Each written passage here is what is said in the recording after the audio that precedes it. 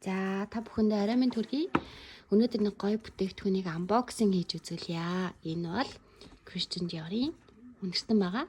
Тэгэхээр манай эгч мамиг төрсөдрийн бэлэг болгож надад бэлгэлсэн.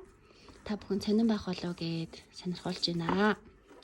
Ийм гоё сав баглаа бодолтой. Бэлгийн төхөд маш тохиромжтой. Мартин 8 болон шин сараар хайртай үндэ бэлэг барихыг хүсвэл энэхүү бүтээгдэхүүнийг сонгоорой гэж зөвлөмөр байна. За тэгэхээр энэ хайрцагч нар ямар үнэртэн байгаа вэ? Хамтдаа харцгаая. Тадаа! Энэ бол Christian Dior-ийн Sun J'adore. За энэ байж байгаа 75 мл-тэй ийм усны тос байгаа. Яг гоё үнэртэн. Тослог учраас маш гоё үнэрээ удаан байрна.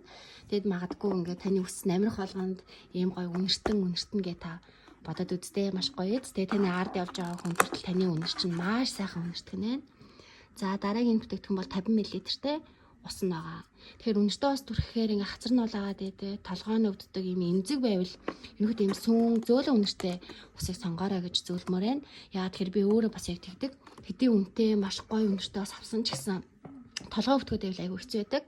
Тэгэхээр энэ бүтээгдэхүүн бас маш гоё байгаа. За дараагийн бүтээгдэхүүнтэй танилцъя. Lancome. Зян дотор юу байгаа вэ? Энэ бэлгийн сетэн дотор ийм гоё бүтээгдэхүүн байгаа. Энэ нь бол ус нь. За энэ бол биеийн тос нь. Энд сармасны будаг байгаа. Ингээд сет бэлгийн бүтээгдэхүүн. Үнэр нь бүр маш гоё тийм цэцэг сарны үнэр өнтертэй бүсгүүчүүд байвал мөн толгой нь өвдөхгүй тэгээ маш гоё юм зөөлөн үнэртэй байгаа. За тэгэхээр бүтээгдэхүүнийг сонгоорой гэж зөвлөмөр байна.